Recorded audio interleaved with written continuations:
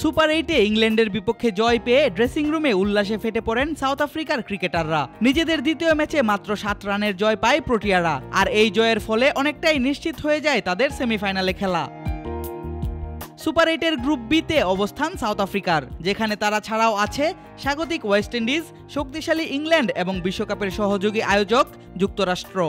প্রথম ম্যাচেই প্রোটিয়ারা মুখোমুখি হয়েছিল নবাগত যুক্তরাষ্ট্রের। সেই ম্যাচে তারা জয় পায় 18 রানে। তবে গ্রুপে সাউথ আফ্রিকার সবথেকে বড় প্রতিপক্ষ ইংল্যান্ড এবং ওয়েস্ট ইন্ডিজ। দ্বিতীয় ম্যাচে 21 তারিখ রাতে তারা মাঠে নামে জশ বাটলারদের বিপক্ষে। টসে জিতে প্রথমে বোলিং করার সিদ্ধান্ত নেয় বাটলারের দল। ব্যাটিংয়ে নেমে 6 উইকেট হারিয়ে 163 রান সংগ্রহ করতে পারে সাউথ আফ্রিকা, যার মধ্যে কুইন্টন ডিকক করেন 65 এবং ডেভিড মিলার করেন 43 রান। বল হাতে প্রথম ইনিংসে 40 রান দিয়ে 3 উইকেট নেন জফরা আর্চার। 164 রানের টার্গেটে খেলতে নেমে দ্বিতীয় ওভারে রাবাদার বলে আউট হন ওপেনার ফিল সল্ট।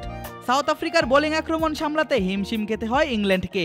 শেষ দিকে হ্যারি ব্রুক এবং লিয়াম লিভিংস্টোন রানের দেখা পেলেও টান উত্তেজনার ম্যাচে রাবাদা নরকিয়ারা ম্যাচটা জিতে যায় 7 রানে।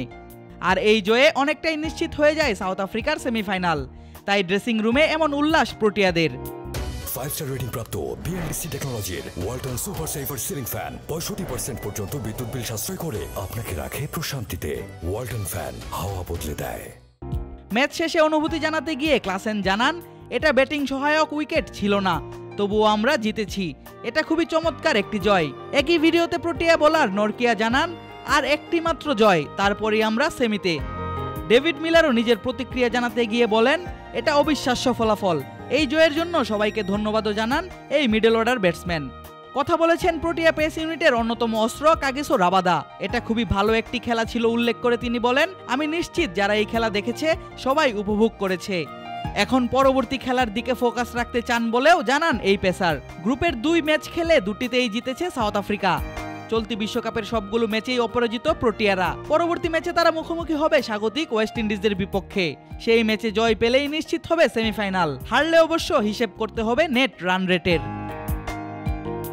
আদিব আশরাফ, ক্রিক ফ্রেন্জি।